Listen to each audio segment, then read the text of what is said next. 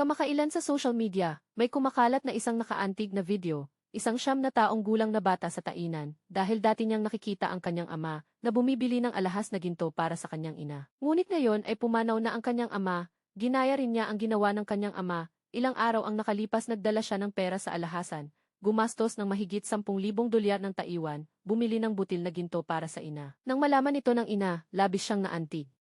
At napaiyak nang mai-upload ang video sa internet, lalo pang naantig ang mga netizen.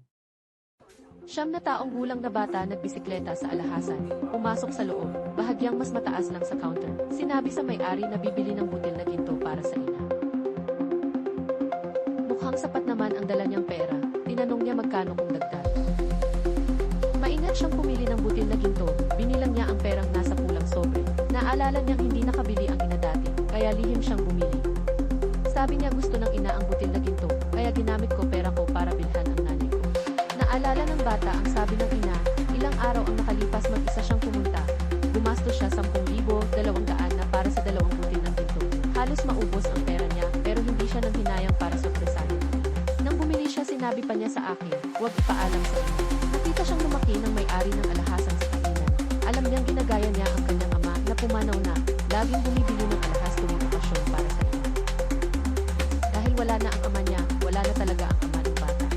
Naantig ang may-ari at napaluha, pinadala niya ang larawan sa ina. Nang makita niya ang ginawa ng anak, labis siyang naantig at napaiyak. Talagang nakakaantig. Mag-isa siyang nagtitinda, pinalalaki niya ang kambal na anak na babae at ang bata lalaki. Tuwing okasyon ipinagdiriwang nila para sa ina o bumibili ng alahas para sa ina. Nakakagaan ng loob talaga. Kaya mas nagsisikap ka magtrabaho. Mas may layunin ka. Ito ang unang beses na mag-isa siyang pumunta sa alahasan. Ang hangaring alagaan ang ina kapalit ng ama ay nagpaantig sa lahat ng nakarinig ng kwento. Gusto mo ba ang content namin? Mag-subscribe at i-follow na ang Liho TV.